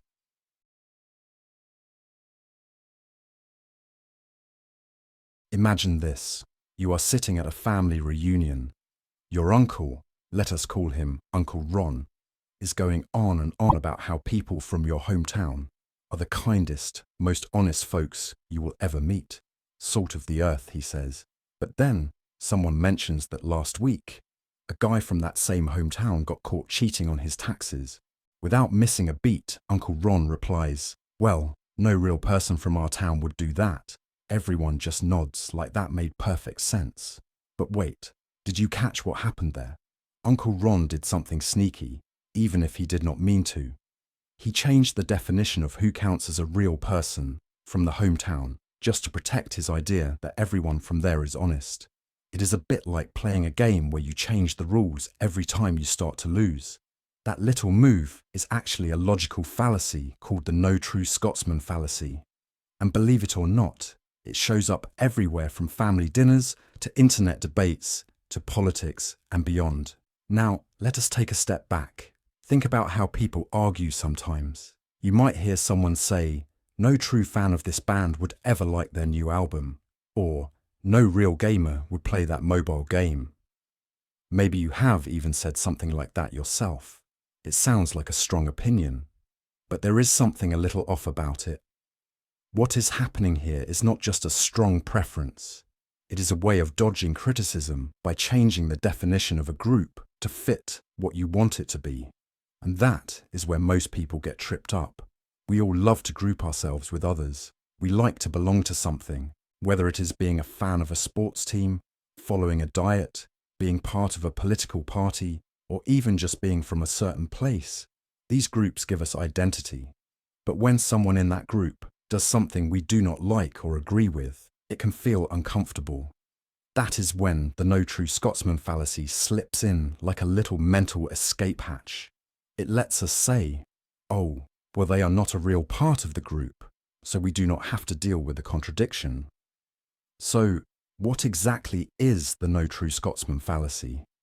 It is a type of faulty argument where someone tries to protect a generalization from being proven wrong by tweaking the definition of their terms. The classic example goes like this. Someone says, "No Scotsman puts sugar on his porridge." Then you say, "Well, my friend Angus is a Scotsman, and he puts sugar on his porridge." Instead of accepting that the original statement might be too broad, the person replies, "Well, no true Scotsman puts sugar on his porridge." Boom, there it is.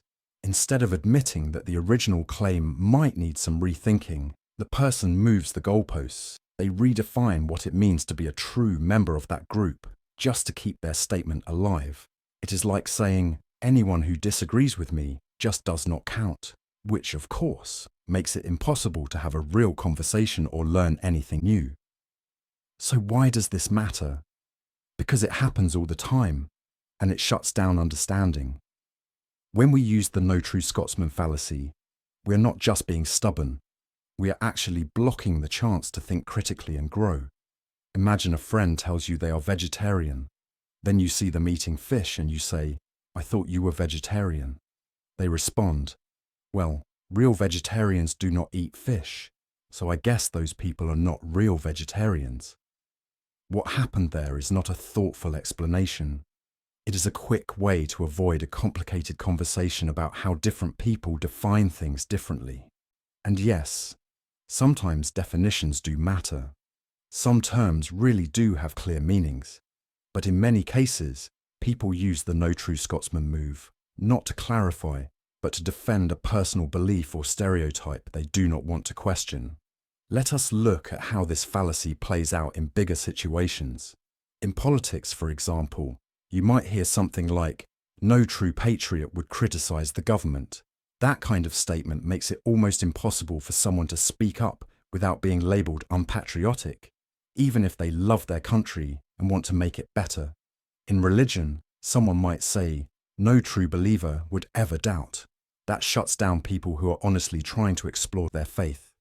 It turns the group into a closed club, where anyone who asks questions is automatically pushed out. Even in sports or fandoms, it happens all the time. No true Star Wars fan likes the sequels. No real basketball fan roots for that team. These statements are not just gatekeeping. They are a way of avoiding disagreement. They make the group feel pure, but they also make it smaller and more hostile. There is a famous story that shows this fallacy in action. During the 1970s, British philosopher Anthony Flew introduced the no True Scotsman argument as a way of explaining how people try to protect their beliefs from criticism. He described a fictional conversation. One man says, no Scotsman would do such a horrible thing. Then he hears that a Scotsman actually did that thing, and instead of changing his view, he says, well, no true Scotsman would.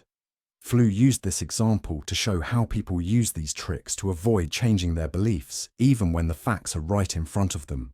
And here is the thing. We all do this sometimes, maybe not out loud, but in our minds.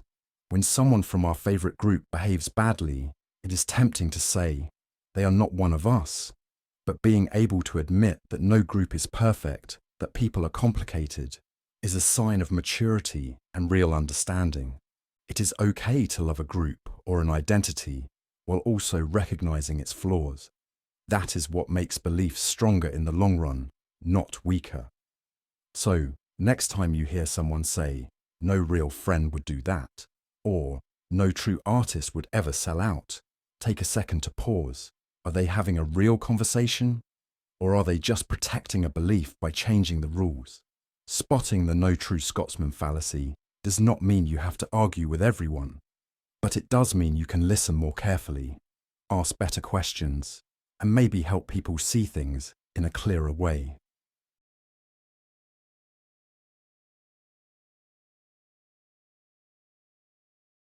Imagine you and your friend are arguing about pizza. Yes, pizza. You believe pineapple absolutely belongs on pizza because the sweet and salty combo is perfection. But your friend? They think pineapple on pizza is a crime against nature. The two of you go back and forth, passionately defending your sides. Then a third person walks in and says, hey guys, let's just compromise. How about we put half a pineapple slice on the pizza, just one small piece, right in the middle. Now hold on, that sounds like a peace offering, right? But think about it. It solves nothing. It is not satisfying to you, the pineapple lover, and it is still an abomination to your anti-pineapple friend. Yet somehow, that little middle ground solution feels like the most reasonable one to many people, even though it really is not. This happens all the time. Not just with pizza toppings, but with politics, science, relationships, social debates, and everyday arguments. People often assume that the best answer must be somewhere in the middle, not too far to the left, not too far to the right, just a comfy, cozy spot in between. And while that sounds fair and balanced, it is not always the truth. This brings us to a common mistake in thinking called the middle ground fallacy. It is when people assume that the truth must lie directly between two opposing views. The idea is that if one person says one thing and another person says the opposite, then the correct answer must be somewhere in the middle. Sounds fair, right? But here is the problem. That is not how truth works. Let's break it down. Imagine someone says the earth is flat, and another person says the earth is round. If we follow the middle ground fallacy, we would have to believe the earth is what? A lumpy pancake? That is nonsense. The truth is not always in the middle. Sometimes one side is just wrong, and trying to meet halfway between truth and falsehood does not get you closer to reality. It just gets you a weird mix that makes no sense. People fall for the middle ground fallacy because it feels like a way to be fair and reasonable. It feels diplomatic, and in social situations, that can be helpful. But when we are talking about facts, logic, and decision-making, the middle ground is not always the answer. Sometimes it just muddies the waters. Let's look at some real-world situations. Imagine two people arguing about how much climate change is caused by humans. One person, a scientist, presents decades of data showing that human activity is a major driver. The other person, who read a few blog posts, says it is all just a natural cycle and humans have nothing to do with it. Now, a third person tries to be the peacemaker and says, well, maybe the truth is that humans are only partly responsible. Let's say maybe 50%. But that middle ground answer did not come from any research or evidence. It just came from trying to split the difference, and that is a problem. Or think about medicine. If one doctor says you need surgery immediately, or your condition will get worse, and another random person says you just need to drink herbal tea, and you will be fine, would you really want your treatment plan to be a mix of the two? Like, maybe you get surgery on just one side of your body and sip tea for the other. That is not science. That is just wishful thinking. Now, let me tell you a story to show how this plays out in real life. In the 1920s, scientists were debating how ulcers formed. One group believed ulcers were caused by stress and spicy food. Another group, led by two Australian researchers, believed that bacteria were to blame, specifically a bacterium called Helicobacter pylori. But the medical community laughed them off. The stress theory was popular, well accepted, and easy to understand. So many people assumed that the truth must be a combination. Maybe stress weakens the stomach and bacteria just finish the job. Sounds like a reasonable compromise, right? But here is the twist. The two researchers, Barry Marshall and Robin Warren, were so convinced they were right that Barry Marshall actually drank a broth full of bacteria to prove his point. And guess what? He got an ulcer. Then he took antibiotics, and the ulcer went away. That experiment changed medical science forever. Ulcers are now treated with antibiotics, not just antacids and meditation. If people had clung to the middle ground, they would have missed the truth entirely. So what can we learn from all of this? The middle ground fallacy reminds us that compromise is not the same as truth. In relationships and negotiations, sure, finding a middle path can help people get along.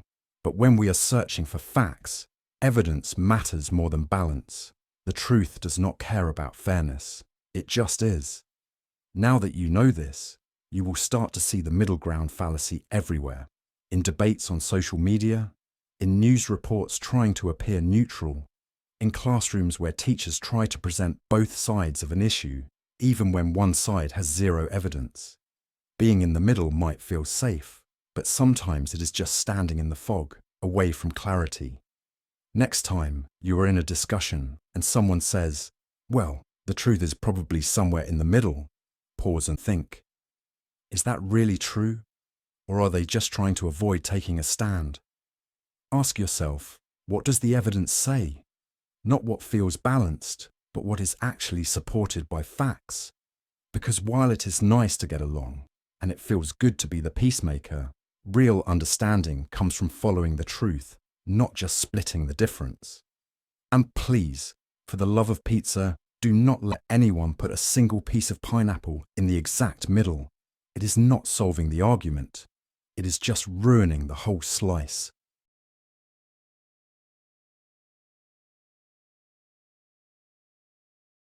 Imagine you're sitting at a family dinner. Everything's going well. The food is great.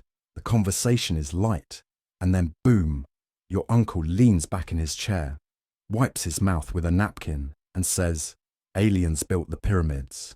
The room goes quiet. Everyone freezes mid-bite. Your cousin raises an eyebrow, someone else chuckles, and your uncle, sensing the skepticism, goes, "Well, prove me wrong." Now, you weren't planning to argue with anyone tonight, let alone prove the entire history of ancient Egypt over mashed potatoes. But suddenly, the spotlight's on you, and just like that, you've walked straight into the burden of proof fallacy. This kind of thing happens more often than you'd think. Maybe not with aliens and pyramids every time, but with arguments that flip the responsibility of proof onto someone else. It can happen during casual conversations, heated debates, or even online arguments that start with, "Well, you can't prove that I'm wrong, so I must be right." A lot of people don't even realize they're doing it. It feels like a clever trick or a clever challenge, but it's actually a logical trap, and it's one of the oldest fallacies in the book. Here's the thing.